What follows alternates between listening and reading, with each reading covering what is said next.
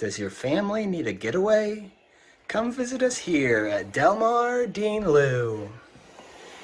Everyone will enjoy our tranquil blue waters. Relax and keep a watchful eye nearby on our custom beach loungers. Relax and have fun in the sun on our sandy beaches. We can't wait to see you.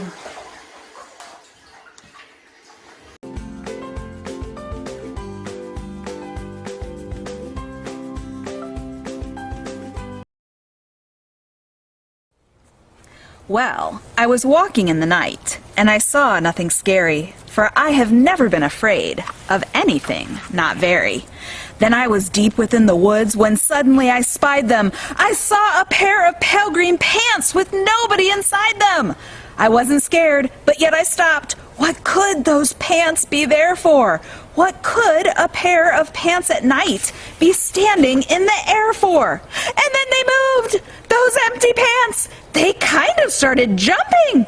And then my heart, I must admit, it kind of started thumping. So I got out! I got out fast! As fast as I could go, sir. I wasn't scared, but pants like that I did not care for, no, sir. After that, a week went by, and one dark night in Greenwich, I had to do an errand there and fetch some Greenwich spinach. Well, I had fetched the spinach. I was starting back through town when those pants raced around a corner and they almost knocked me down.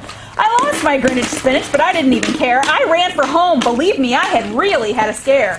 Now, bicycles were never made for pale green pants to ride them, especially spooky pale green pants with nobody inside them. And the next night I was fishing for doubt trout on Rover River when those pants came rowing toward me. Well, I started in to shiver.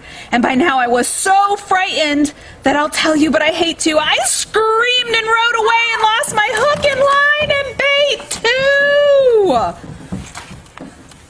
I ran and found a brickle bush. I hid myself away. I got brickles in my britches, but I stayed there anyway. I stayed all night the next night too. I'd be there still, no doubt. But I had to do an errand. So the next night I went out.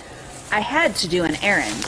Had to pick a peck of snide in a dark and gloomy snide field that was almost 9 miles wide. I said, I do not fear those pants with nobody inside them.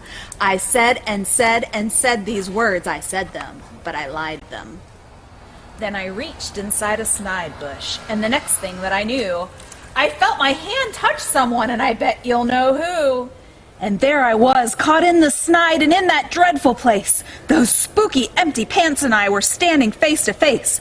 I yelled for help. Help! I screamed. Ah! I shrieked. Eee! I howled, I yelled, I cried. Oh, save me from these pale green pants with no one inside! But then a strange thing happened. Why, those pants began to cry. Those pants began to tremble. They were just as scared as I. I never heard such whimpering, and I began to see that I was just as strange to them as they were strange to me.